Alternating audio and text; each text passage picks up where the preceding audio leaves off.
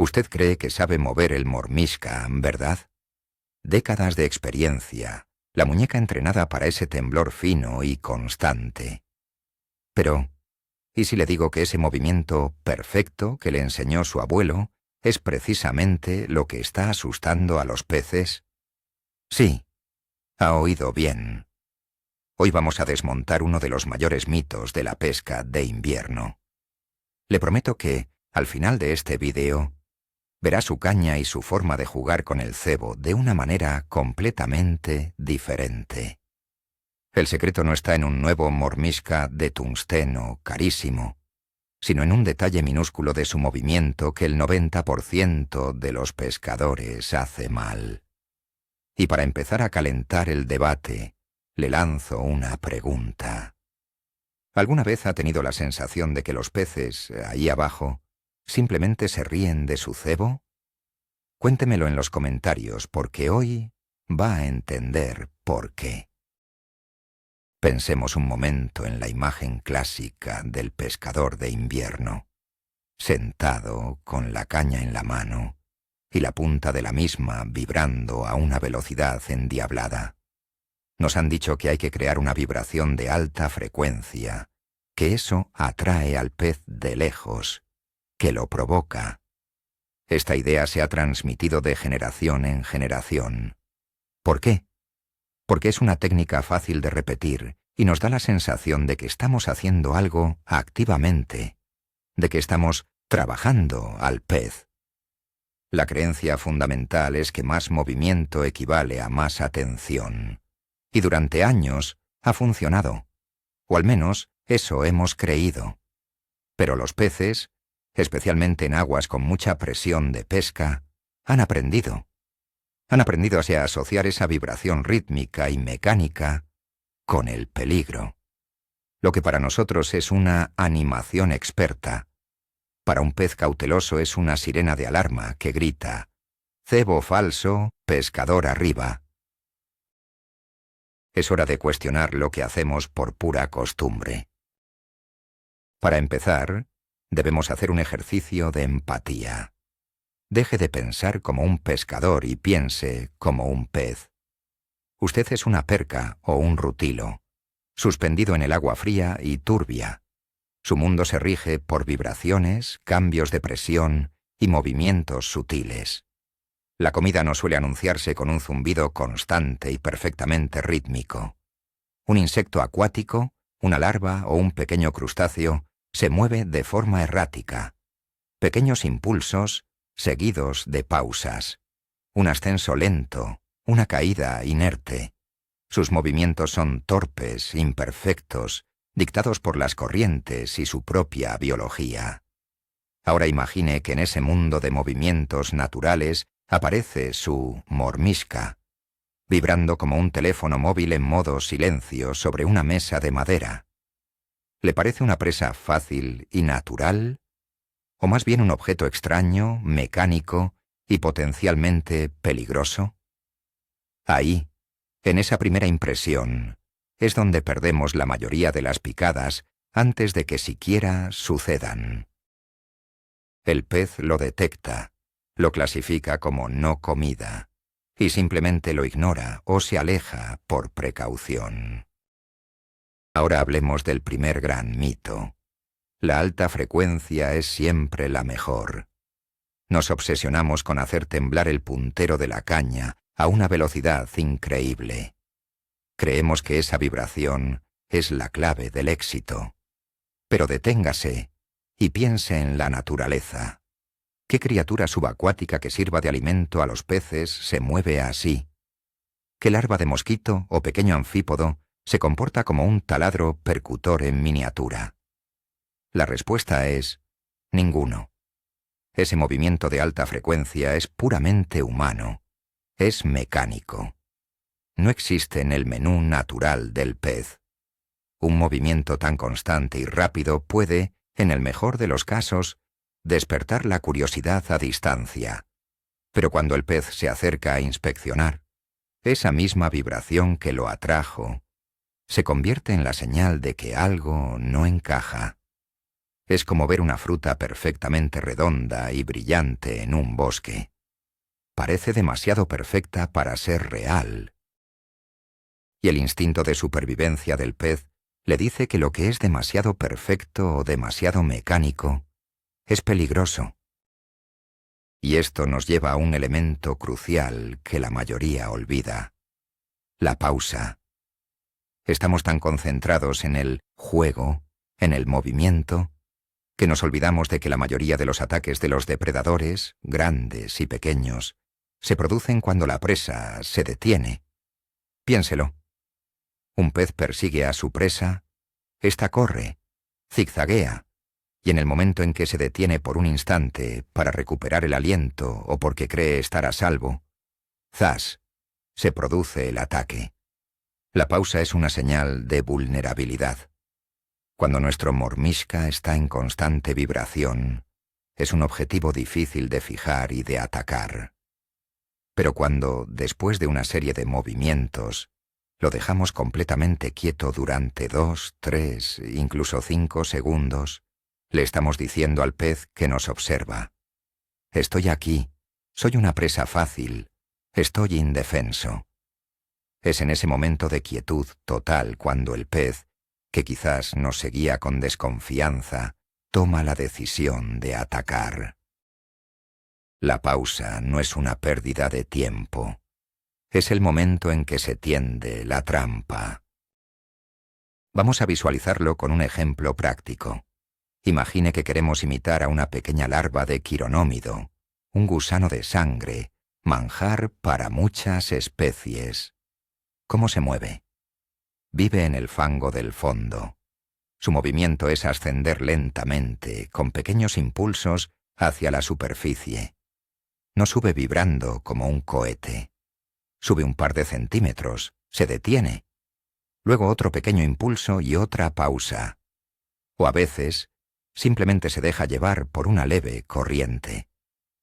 Para imitar esto, la técnica es radicalmente distinta a la vibración clásica. Deberíamos empezar con el mormishka en el fondo. Levantarlo un par de centímetros muy, muy lentamente, casi de forma imperceptible, y detenerlo por completo. Esperar unos segundos. Luego, otro levantamiento milimétrico.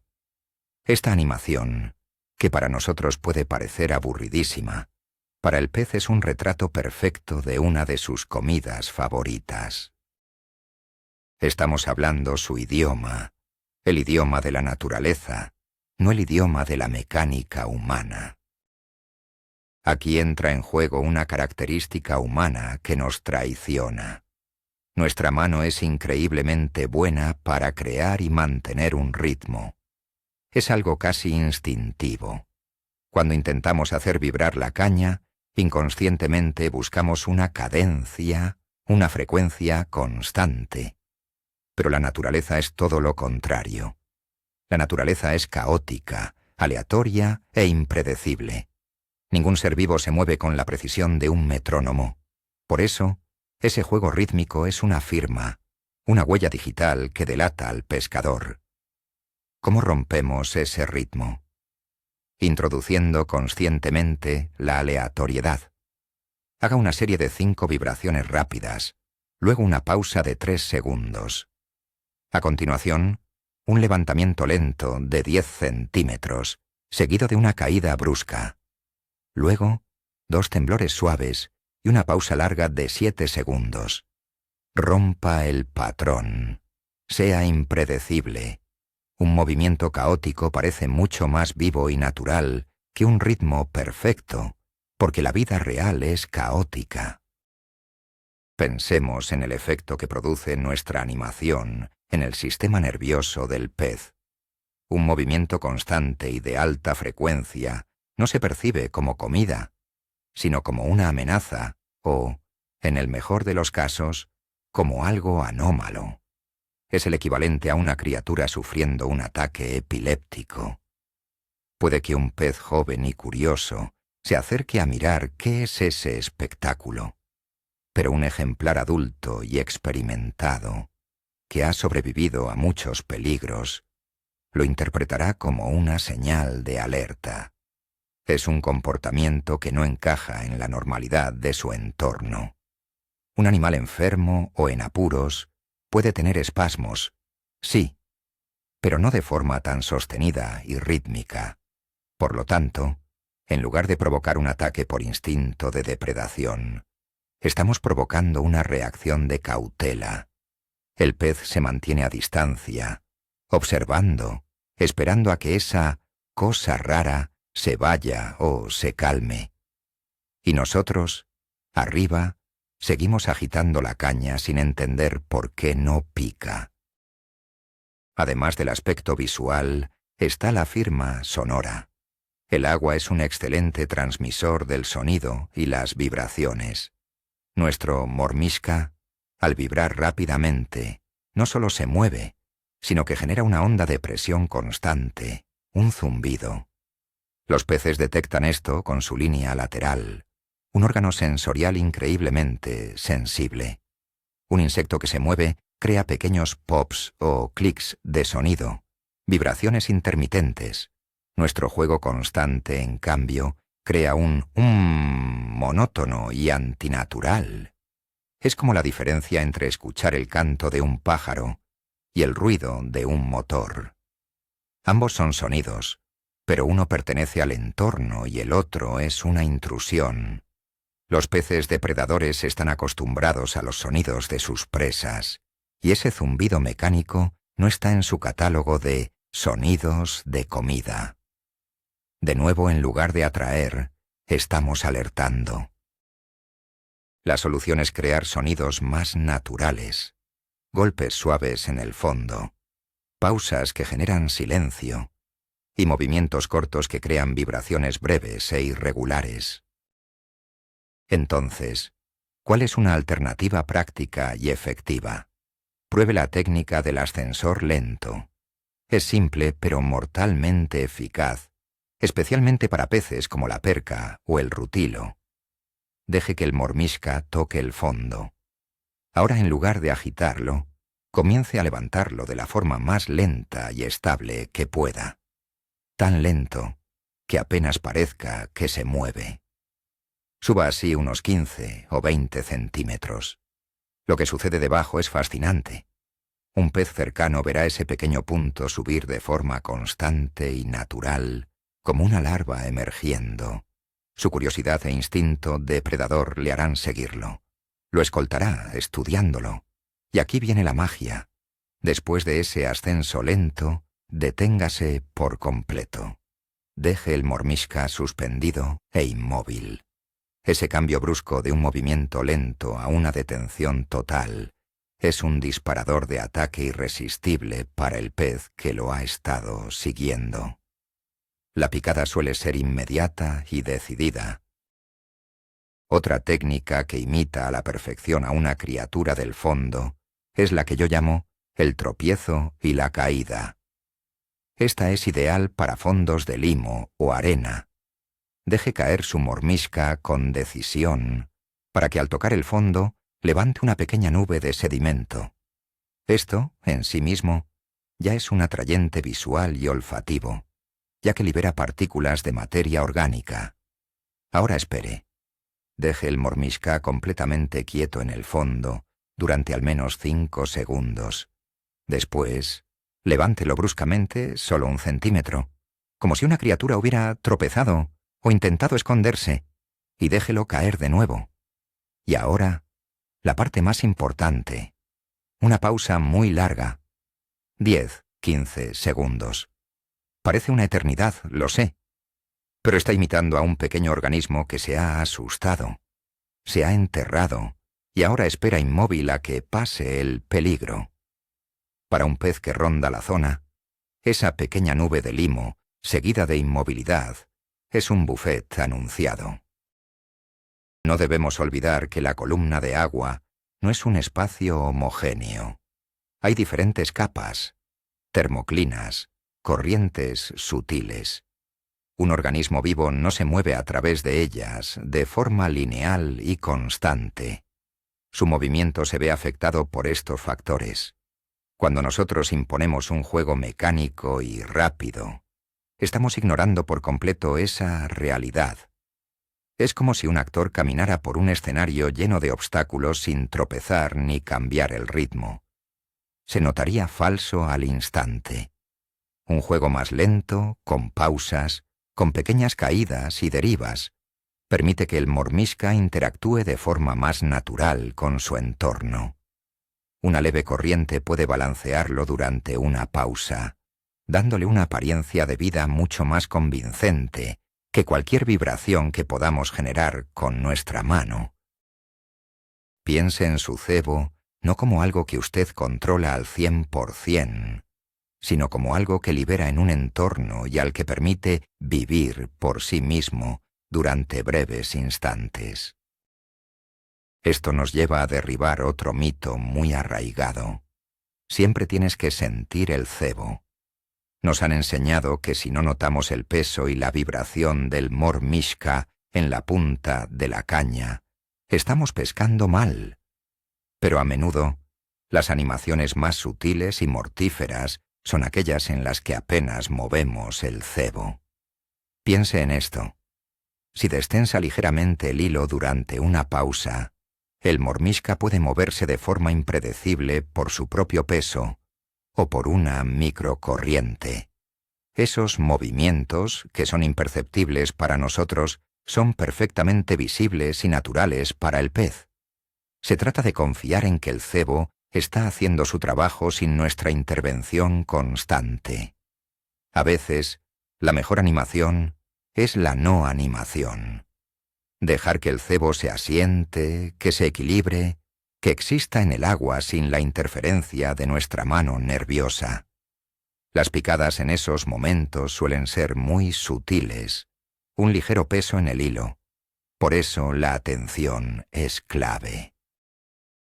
El papel del hilo es absolutamente fundamental y a menudo subestimado. Puede tener la técnica de animación más perfecta del mundo, pero si utiliza un hilo demasiado grueso, todo su esfuerzo se va al traste. Un hilo grueso tiene más memoria, es más rígido y, lo más importante, ofrece mucha más resistencia en el agua. Esto crea un efecto de arrastre que amortigua y mata los movimientos más sutiles del Mormishka. Esa pequeña vibración o ese leve temblor que intenta transmitir se pierde en la fricción del hilo con el agua. Además, un hilo grueso es mucho más visible y crea una conexión antinatural entre el cebo y la superficie.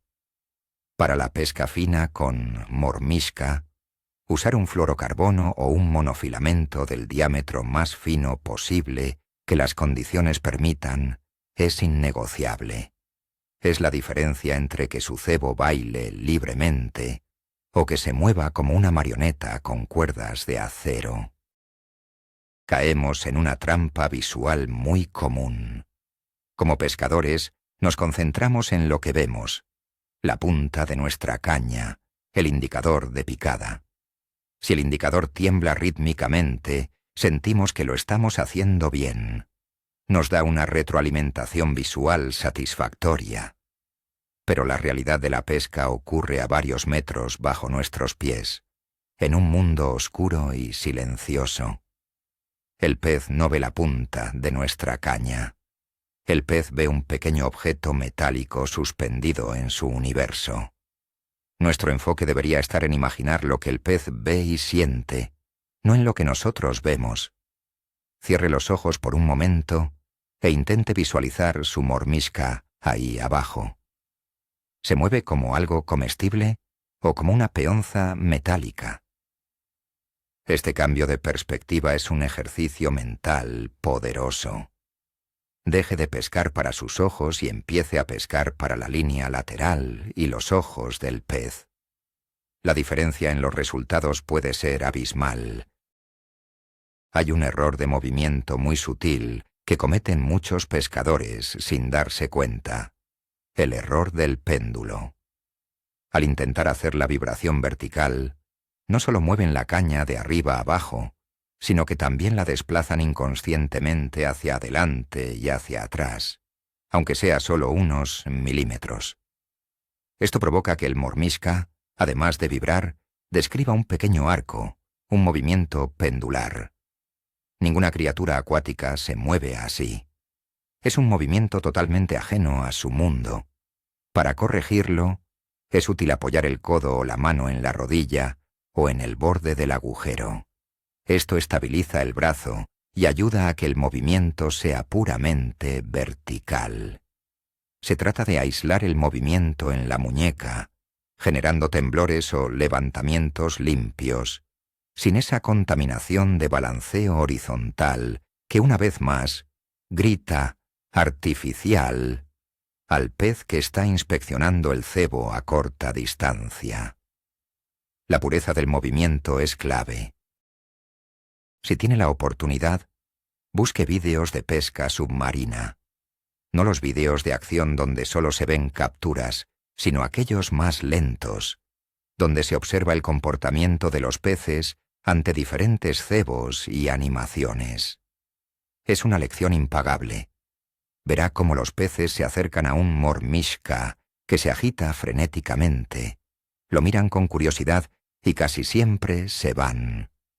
Sin embargo, cuando el cebo se presenta con una animación lenta, con pausas largas o con un movimiento casi perezoso, la reacción es diferente. Se acercan más, lo estudian con más calma y, a menudo, lo aspiran con confianza. Estas imágenes confirman lo que estamos hablando. Para el pez, lento y errático, es sinónimo de natural y comestible, mientras que rápido y rítmico es sinónimo de extraño y peligroso. La cámara no miente, y ver esa realidad desde la perspectiva del pez es revelador. Bien, ¿y cómo podemos practicar para conseguir un movimiento más natural? Aquí tiene un ejercicio. En lugar de pensar en agitar o vibrar, piense en la palabra temblar. No intente mover la caña. Intente que su mano tiemble ligeramente, como si tuviera un poco de frío. Este tipo de movimiento transmite al mormishka una frecuencia mucho más baja y sobre todo más irregular. Es un temblor, no una vibración. Otra forma de practicar es intentar dibujar con la punta de la caña en el aire una línea muy, muy lenta y con pequeños dientes de sierra. Pequeños levantamientos y caídas milimétricas dentro de un movimiento general más amplio. La clave es reducir la velocidad y la amplitud. Olvídese de los movimientos de 1 centímetro. Piense en movimientos de 1 o 2 milímetros. Requiere concentración y paciencia, pero es el tipo de animación sutil que engaña a los peces más difíciles. El elemento sorpresa es fundamental en la depredación. Un depredador ataca cuando tiene ventaja. Un movimiento rítmico y predecible elimina por completo el factor sorpresa. El pez puede anticipar dónde estará el cebo en el siguiente segundo. Y eso le da una sensación de control. Se siente seguro para inspeccionar a distancia, porque el comportamiento del cebo es previsible. Por el contrario, un juego caótico, con pausas inesperadas y arranques súbitos, crea incertidumbre. El pez no sabe qué hará el cebo a continuación. Una pausa larga puede ser la oportunidad perfecta para un ataque por emboscada. Un pequeño arranque repentino puede desencadenar un reflejo de persecución. Al ser impredecible, usted le quita el control al pez y lo pone en una situación donde debe tomar una decisión rápida. Atacar ahora o arriesgarse a que la presa escape. Y el instinto, la mayoría de las veces, le empuja a atacar. Todos hemos oído hablar de match the hatch, es decir, imitar con nuestro cebo al insecto que está eclosionando o del que se están alimentando los peces. Pero este concepto no se aplica solo al color o la forma del cebo. También se aplica, y de forma crucial, al movimiento. Match the movement. Imitar el movimiento. Antes de empezar a pescar, pregúntese, ¿De qué se están alimentando los peces hoy, aquí y ahora? ¿Son larvas perezosas del fondo? Entonces su juego debe ser lento y pegado al sustrato. ¿Son pequeñas pulgas de agua, dafnias, que se mueven con pequeños saltitos en la columna de agua? Entonces su animación debe consistir en pequeños y suaves tirones verticales. Adaptar su animación a la fuente de alimento principal del día es una estrategia de nivel superior.